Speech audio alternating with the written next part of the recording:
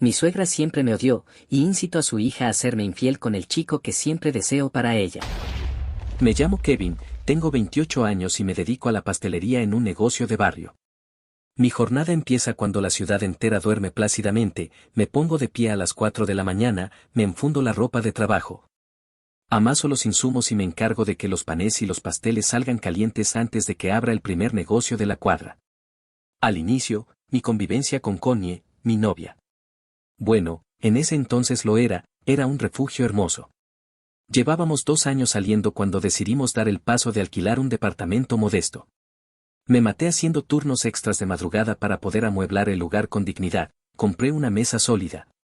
Un sillón cómodo para descansar al regresar del taller y cada electrodoméstico que hacía falta para que a ella no le faltara nada. Para mí, ese lugar era nuestro logro, pero para su madre, Beatriz, no pasaba de ser una vivienda mediocre donde su hija estaba echando a perder su futuro por estar con un simple pastelero. Beatriz me tomó idea desde la primera vez que pisó la casa. No se me olvida el primer almuerzo juntos, me examinó las manos buscando restos de harina y arrugó la nariz con un gesto de desagrado brutal. Apenas se enteró de las horas que pasaba metido en la cocina del negocio, no tardó ni 2 minutos en soltar un comentario veneno delante de todos. Qué lástima que haya gente que se conforme con respirar levadura toda su vida cuando otros nacieron con madera para mandar en grandes empresas. En cada reunión de fin de semana, la señora buscaba cualquier excusa para hacerme sentir inferior, criticando mi ropa sencilla, el auto viejo que manejaba o el presupuesto que destinábamos a las compras. Pero el verdadero dolor de cabeza era su veneración absurda por José. José era el hijo de una mujer de su mismo círculo social. Un tipo de 30 años que no sabía lo que era levantarse temprano porque su familia le resolvía la vida con cheques. Manejaba un auto deportivo importado, usaba relojes de miles de dólares y se la pasaba de vacaciones por el mundo. Para Beatriz, ese sujeto era la octava maravilla del mundo. Aunque el tipo ni siquiera estuviera presente en la mesa, la señora se las apañaba para meterlo en la plática a la fuerza. Ayer estuve conversando con José, qué muchacho tan fino, qué modales tan impecables. Qué fortuna va a tener la mujer que logre atraparlo. Me clavaba la mirada de reojo buscando hacerme chiquito, dejando en evidencia que en su cabeza José era el único hombre digno de su hija y que yo solo era un estorbo temporal que ella pensaba erradicar a toda costa. Al principio, Connie ponía la cara por mí. Al volver de las reuniones con su familia, me abrazaba fuerte en la sala, me decía que no le hiciera caso a las torpezas de su madre y me aseguraba que a ella le encantaba la dedicación que le ponía a mi oficio. Sin embargo, el problema con el veneno es que si te lo sirven todos los días en la mesa, termina por dañarte por dentro. Y Beatriz era una especialista en manipular sin levantar la voz. La señora empezó a buscar a Connie a cada rato. La llamaba por teléfono a mitad de la tarde para dejarle dudas en la cabeza. La invitaba a almorzar a restaurantes caros y aprovechaba para caer de sorpresa al departamento en los momentos en que sabía que yo estaba metido en el turno de la madrugada en la panadería. Le comía el pensamiento sin descanso, le repetía que sus antiguas compañeras de estudio ya estaban viajando por el mundo con hombres de dinero. Que ella se estaba quedando atrás y que el sueldo de un tipo que trabaja en un taller de pastelería jamás le iba a dar el nivel de vida que ella se merecía. Poco a poco, noté cómo Connie comenzó a distanciarse. No fue un cambio brusco de un día para otro, sino un enfriamiento lento, calculado y desgastante. A los pocos meses, la distancia entre los dos se volvió abrumadora. Ya no se quedaba despierta para recibirme cuando yo llegaba agotado por la tarde, ni le salía de forma natural darme un abrazo. Si íbamos caminando por la calle e intentaba rozar su mano, la retiraba disimuladamente acomodándose el cabello o poniendo la excusa de que hacía demasiado calor. La ternura que nos unía se fue secando por completo. Después empezaron las respuestas despectivas, copiadas exactamente del lenguaje de Beatriz. Si yo llegaba contento a la casa a contarle que el dueño del negocio me había dado un bono adicional por el volumen de ventas del fin de semana, ella no se alegraba. Ponía una cara de aburrimiento total y me decía cosas hirientes, bueno, tampoco es para ponerse a festejar. Esa suma es un vuelto para todo el tiempo que pasas encerrado ahí o a ver si usas eso para buscarte un empleo de verdad, porque me da vergüenza explicar a qué te dedicas cuando la gente me pregunta en la oficina. La mujer dulce con la que había construido un hogar había desaparecido, dejando en su lugar a una persona fría que me juzgaba con la misma mirada de su madre. Cuando Beatriz vio que sus comentarios estaban surtiendo efecto y que Connie ya miraba nuestro estilo de vida con desdén, decidió dar el siguiente paso. Comenzó a organizar almuerzos de fin de semana, tardes de té y pequeñas reuniones en casas de campo donde, por casualidad, el invitado de honor siempre terminaba siendo José. Lo más descarado era la manera en que me borraba de la lista. Llamaba a Connie por teléfono horas antes y le armaba excusas ridículas para que no me llevara. Hija, esta reunión es únicamente para gente de nuestro círculo de toda la vida. Kevin no se va a sentir cómodo conversando con nosotros o no lo hagas venir al pobre chico, seguro termina molido tras pasar la madrugada trabajando con las masas, mejor déjalo durmiendo en la casa. Connie, que ya tenía la mente completamente influenciada, aceptaba esos pretextos sin chistar. Se pasaba 2 horas frente al espejo arreglándose, se ponía sus mejores vestidos y salía sola rumbo a los eventos de la madre. Yo me quedaba solo en el departamento, calentando la cena en la cocina, viendo cómo mi novia se iba a meter a un ambiente donde un sujeto adinerado la esperaba con el camino pavimentado por la suegra. En esas reuniones, según me enteré después por comentarios sueltos, Beatriz se encargaba de acomodar a Connie justo al lado de José en la mesa. Los mandaba juntos a comprar cosas en el coche deportivo del tipo para que pasaran tiempo a solas y los ponía a bailar frente a todos los invitados. Mientras tanto, en la mesa principal, la señora se dedicaba a desarmar mi reputación a mis espaldas, hablando de mi trabajo como si fuera algo lamentable y cerrando sus comentarios con la misma idea. Qué lástima que mi hija no se haya dado cuenta antes de lo que de verdad vale. Connie regresaba al departamento pensativa, distante y llena de dudas. La vieja esa la estaba empujando sin piedad a los brazos de otro hombre, destruyendo mi relación desde adentro. Llegó un punto en que la rutina en el departamento se volvió insoportable. Las justificaciones que daba Connie para explicar sus tardanzas eran cada vez más difíciles de creer. Empezó a regresar a la casa pasadas las 10 u 11 de la noche en días laborales, asegurando que la carga de trabajo en la oficina se había complicado o que su madre se había sentido mal y tuvo que ir a hacerle compañía. Sin embargo, al cruzar la puerta principal, su ropa no olía al perfume de la madre ni al ambiente de su trabajo, traía encima rastros de lociones masculinas costosas y un olor claro a cócteles de bar elegante. Por si fuera poco, se volvió dependiente del teléfono de una forma enfermiza. No lo soltaba ni para ir a servirse un vaso de agua a la cocina y lo dejaba siempre con la pantalla hacia abajo sobre la mesa de noche. Si le llegaba alguna notificación a mitad de la madrugada, se incorporaba de un brinco, leía el texto rápidamente disimulando el brillo y sonreía a oscuras antes de guardarlo de nuevo. Cuando le preguntaba quién estaba buscando conversación a esas horas, se alteraba al instante. Por favor, Kevin, no empieces con tus celos. Es mi mamá que no puede conciliar el sueño, deja de controlar cada cosa que hago. Las dudas me estaban destruyendo por dentro. Yo no era ningún ingenuo, cuando una mezcla está arruinada en el taller me doy cuenta de inmediato, aunque por fuera intentes disimularlo. Notaba la distancia de Connie, las mentiras mal armadas y la presencia de Beatriz manejando los hilos detrás de cada paso. Tenía la certeza de que la traición ya estaba ocurriendo y que era cuestión de tiempo para que todo se viniera abajo sobre mi cabeza. El colapso definitivo ocurrió un viernes por la noche. Connie me avisó por la mañana que tendría una reunión de integración del trabajo en un restaurante ubicado en las afueras y que lo más probable era que se quedara a dormir por allá con sus compañeras de área. Sin embargo, cerca de las 9 de la noche, el encargado de la pastelería me llamó de emergencia para pedirme el favor de llevar un pedido especial de panetones y finas pastas a un restaurante muy exclusivo en la zona alta de la ciudad, ya que el vehículo del repartidor se había averiado en la ruta.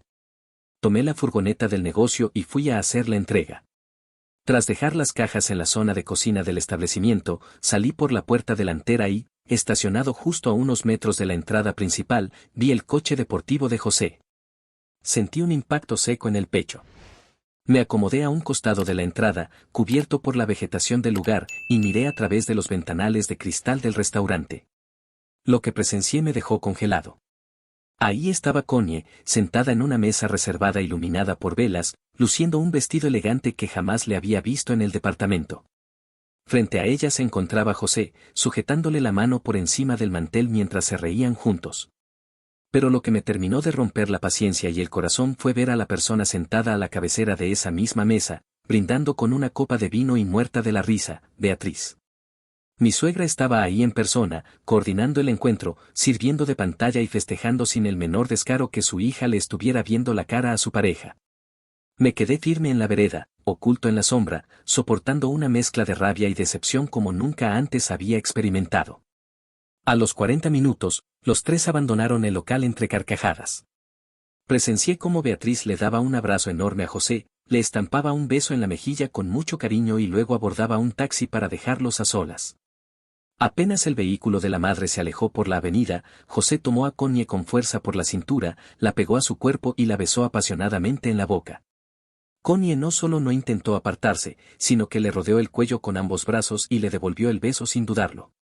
Segundos después, ambos subieron al coche de José y arrancaron a toda velocidad con rumbo desconocido.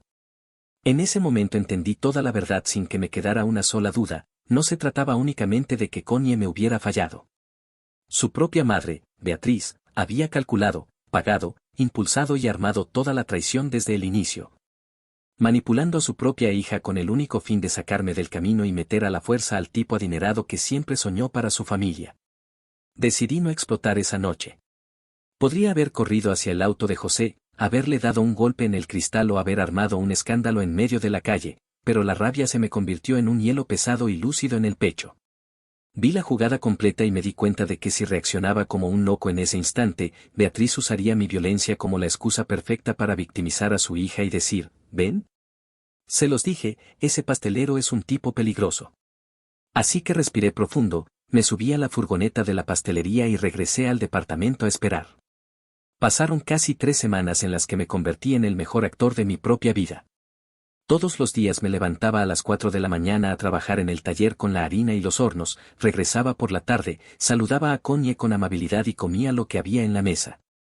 Ella, por su parte, vivía en una mentira descarada. Llegaba tarde, olía a perfumes que no eran suyos, se escondía con el teléfono en el baño y me miraba con una mezcla de lástima y fastidio. Yo no decía nada.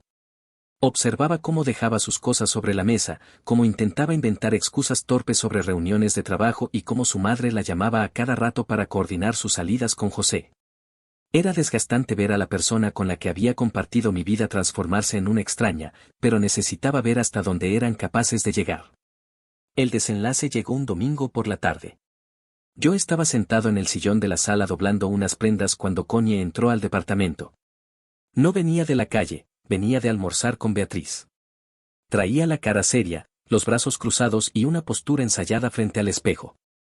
Kevin, tenemos que hablar, dijo, usando esa frase típica antes de que la voz se le pusiera rígida. Me acomodé en el sillón y la miré a los ojos, tranquilo por fuera, aunque por dentro sintiera una puntada en el estómago. Dime, Connie. ¿Qué pasó? Esto ya no da para más, soltó sin rodeos, sin mirarme directamente. Siento que nos estancamos. Tú estás metido en tu mundo de la pastelería, tus turnos de madrugada, y yo siento que quiero otras cosas para mi vida. Ya no siento lo mismo por ti. Me voy a regresar a vivir a la casa de mi mamá por un tiempo. No mencionó a José. No mencionó el restaurante, ni el hotel, ni los besos en la calle, ni el plan macabro que su madre había tejido durante meses. Prefirió hacerme creer que el problema era yo, mi oficio, mi falta de aspiraciones y que nuestra relación simplemente se había agotado de forma natural. ¿Estás segura de que es por eso, Connie? Le pregunté con la voz firme, mirándola fijo. Se puso nerviosa por un segundo, tragó saliva y desvió la mirada hacia la ventana. Sí, Kevin. Simplemente cambié. Ya no somos compatibles. Mañana vengo por el resto de mis cosas. No le rogué. No me tiré al piso ni le pedí una oportunidad. Solo me limité a asentir con la cabeza. Ella agarró su bolso, me echó una última mirada cargada de una culpa disimulada y cerró la puerta principal detrás de ella. El departamento se quedó en un silencio aplastante. Los primeros 2 meses después de que Connie se fue fueron un infierno silencioso. Es fácil decirse fuerte, pero la realidad es muy distinta cuando te quedas solo en un departamento donde cada rincón te recuerda a alguien. El silencio me mataba. Amasar la harina a las 4 de la mañana ya no era un trabajo tranquilo, se había convertido en un martirio donde la cabeza me daba 1000 vueltas por segundo. Me atrapó una tristeza negra y pesada. Me despertaba a mitad de la noche pensando en lo que había visto afuera de ese restaurante, recordando la sonrisa de mi suegra festejando la traición y los besos de Connie con José. Lo que más me dolió no fue solo que me hubieran engañado, sino la sensación de haber sido usado. De haber trabajado turnos dobles para amueblar un hogar con alguien que nunca me valoró y que me descartó como si fuera basura cuando apareció un tipo con plata. Dejé de comer bien, bajé de peso y en el trabajo mi jefe notó que andaba distraído. Un día, tras quemar una tanda entera de panetones por estar ido en mis pensamientos, mi jefe me llamó al espacio de descanso. Me sirvió un café, se sentó frente a mí y me dijo: Kevin, te conozco hace años y sé lo trabajador que eres, pero tienes la mirada rota. Tienes que buscar ayuda, muchachos como tú no pueden dejarse hundir por gente que no vale la pena. Fue la primera vez que acepté que solo no podía. A la semana siguiente, tras vencer el miedo y la vergüenza de pensar que ir al psicólogo es para locos, agendé mi primera cita con un terapeuta llamado Marco. La primera sesión fue dura. Me senté en un sillón sencillo frente a un hombre maduro que solo me escuchaba con atención sin juzgarme. En cuanto me preguntó cómo me sentía, se me quebró la voz y solté todo lo que me había guardado, el desprecio de Beatriz desde el primer día, las horas que me mataba trabajando para darle lo mejor a Connie. El distanciamiento sutil, la noche del restaurante y la frialdad con la que me terminó. Lloré como no lo había hecho en años. Marco no me dio respuestas mágicas ni me prometió que el dolor se iría al día siguiente. Poco a poco, sesión tras sesión, empecé a entender la diferencia entre el dolor de perder a alguien y el alivio de sacarte de encima una podredumbre disfrazada de familia. Empecé a recuperar el sueño, volví a disfrutar del olor del pan caliente por las mañanas y entendí que ir a terapia no era un signo de debilidad, sino la única forma limpia de reconstruir los pedazos que me habían dejado rotos. Habían pasado cerca de 7 meses desde la noche en que Connie cruzó la puerta con sus maletas. Gracias al trabajo en la terapia con Marco y al apoyo de mis compañeros en la pastelería, mi vida había vuelto a tomar cauce. Ya no me despertaba con ese peso negro en el pecho, mi departamento volvía a oler a café por las tardes, había subido de peso, e incluso en el trabajo me habían ascendido a encargado del turno mañana. Aprendí a valorar mis manos, mi esfuerzo y la paz de no tener a nadie metiéndome veneno en la cabeza. Fue un martes por la tarde cuando el pasado volvió a tocar a mi puerta, no con un golpe de autoridad, sino con un rasguño desesperado. Estaba terminando de ordenar unos moldes en la mesa del taller cuando el dueño me avisó que alguien me buscaba en la zona de atención al público. Al salir, la vi. Connie estaba parada junto al mostrador. Se le veía visiblemente cambiada, había perdido el brillo que intentaba aparentar cuando salía con José, traía ojeras marcadas y vestía una ropa sencilla, muy lejana a los lujos con los que soñaba su madre.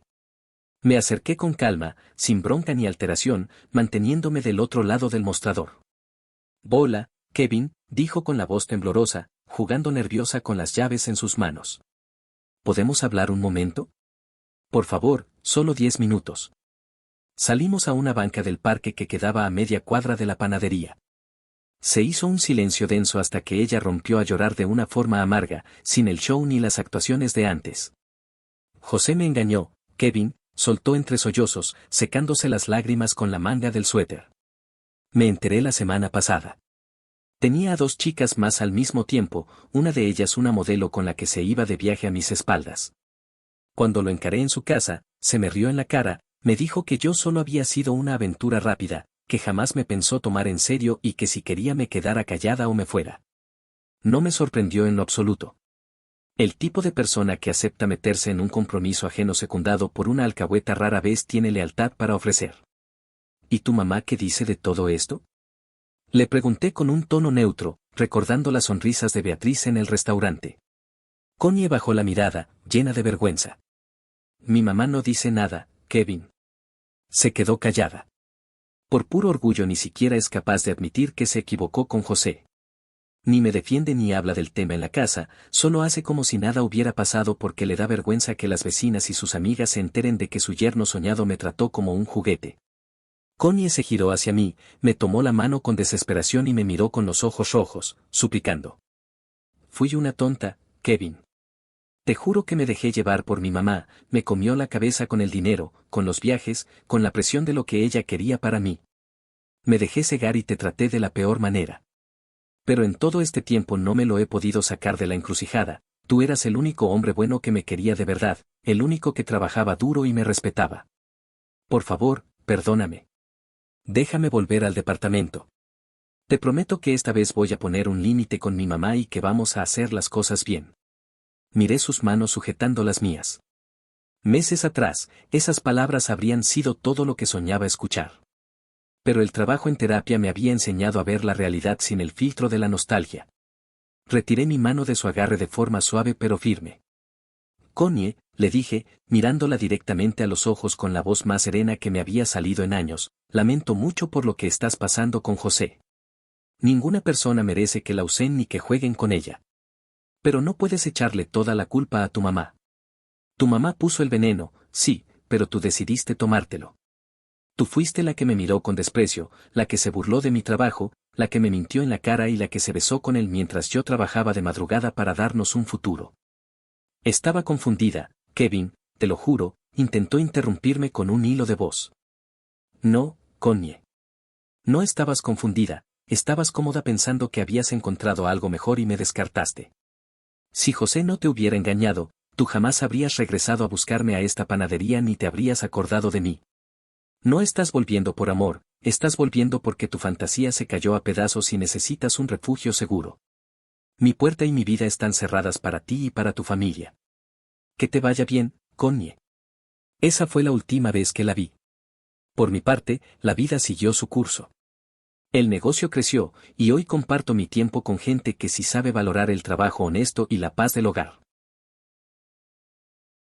El respeto por uno mismo se demuestra en no abrir la puerta cuando el que te lastimó regresa solo porque la vida le pagó con su propia moneda. La suegra manipuló, y la hija cedió, pero al final la responsabilidad fue de ambas. Connie no volvió arrepentida por el daño que causó, sino golpeada por la misma traición que ella le hizo a Kevin. Aprender a soltar no significa guardar rencor, sino entender que quien no te valoró en las buenas, no merece ser rescatado por ti en las malas. Bueno, como siempre digo, like y suscríbanse si les gustó. Chau, los amo.